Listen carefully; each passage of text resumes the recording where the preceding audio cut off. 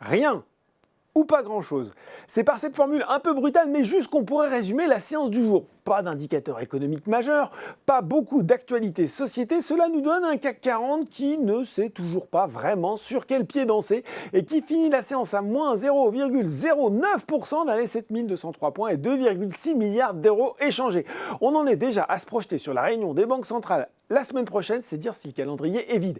Et vous savez quoi, c'est pas bien différent. Aux États-Unis, le Dow Jones a choisi de rester pas très loin de son seuil d'équilibre, avec les 33 594 points, et le Nasdaq est à moins 0,3%. Alors on va quand même regarder les quelques valeurs en hausse à Paris. C'est une deuxième séance de rebond pour Casino qui domine le SBF 120.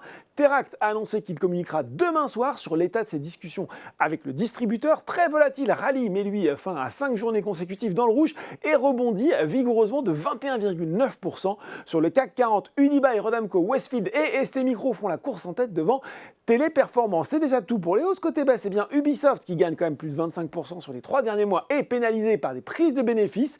La biotech Valneva met fin, elle, à une série de 4 hausses consécutives, tout comme Renault sur le CAC 40, sur l'indice phare de la Bourse de Paris. Thales, Danone et Sanofi reculent également. Et puis à noter aussi le repli de 4,57% d'Atos. Le groupe organisait aujourd'hui une présentation aux analystes financiers. Il a pourtant notamment relevé ses ambitions à moyen terme pour sa branche Tech Foundations, une division qui regroupe les activités historiques de services d'infogérance. Elle devrait publier un chiffre d'affaires qui renoue avec la croissance en 2026, avec une marge opérationnelle comprise entre 6 et 8%. Ben oui, c'est déjà tout pour ce soir. En attendant, quand même, n'oubliez pas tout le reste de l'actu éco et finance est sur Boursorama.